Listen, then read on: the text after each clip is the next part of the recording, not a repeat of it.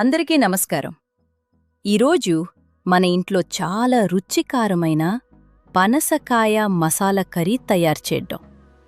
ముందుగా పనసకాయని క్లీన్ చేసి చిన్న చిన్న పీసెస్గా కట్ చేసుకోవాలి. తరువాత కొంచెం ఉప్పు, పసుపు వేసి కుక్కర్లో ఒక విజిల్ వచ్చాక తీసి పక్కన పెట్టుకోండి. ఇప్పుడు స్టవ్ మీద కర్రీ పాన్ పెట్టి 2 టేబుల్ స్పూన్లు నూనె వేసి వేడెక్కనివ్వాలి. నూనె బాగా వేడెక్కిన తర్వాత ముందుగా ఉడికించిన పనస ముక్కలను వేసి బాగా ఫ్రై చేసుకోవాలి. ఇలా ఫ్రై చేయటం వల్ల ముక్కలు విడిపోవు, కర్రీకి మంచి టేస్ట్ కూడా వస్తుంది. ముక్కలు బంగారు రంగు వచ్చాక వాటిని పక్కన పెట్టుకోవాలి.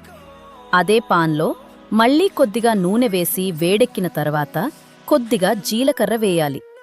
వెంటనే సన్నగా తరిగిన ఉల్లిపాయలను వేసి బ్రౌన్ కలర్ వచ్చే వరకు వేయించుకోవాలి. చేసి పెట్టుకున్న టమటా ముక్కలు వేసి మెట్టగా మగ్గే వరకు రా స్మెల్ పోయే వరకు కలుపుకోవాలి. తర్వాత పసుపు, కారం, ధనియాల పొడి, జీలకర్ర పొడి వేసి బాగా మిక్స్ చేసుకోవాలి. తర్వాత అల్లం వెల్లుల్లి పేస్ట్ వేసి బాగా మిక్స్ చేసుకోవాలి. కొంచెం నీళ్లు వేసి బాగా కలుపుకోండి. ఇప్పుడు ఫ్రై చేసిన పనసకాయ పీసెస్ యాడ్ చేసి మసాలాతో బాగా కలుపుకోవాలి. మూట పెట్టుకొని మీడియం ఫ్లేమ్లో పడి నిమిషాలు కుక్ చేయాలి. మసాలా బాగా పనసకాయకి పట్టుకొని కూర దగ్గరికి వచ్చే వరకు ఉడికించుకోవాలి.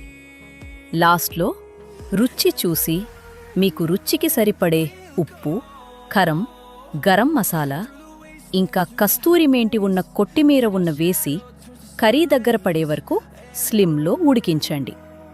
ఆయిల్ కొంచెం మీదకి వస్తే మన కర్రీ రెడీ అయినట్టే. అంటే కూర దగ్గర పడ్డాక స్టాప్ ఆఫ్ చేసి సర్వ్ చుక్కోవడమే. అన్నంలోకి గాని చపాతీలోకి గాని సర్వ్ చేయండి.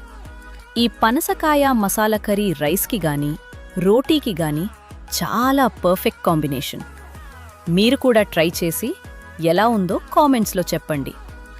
లైక్, షేర్, సబ్స్క్రైబ్ చేయడంతో మర్చిపోకండి. Thank you for watching.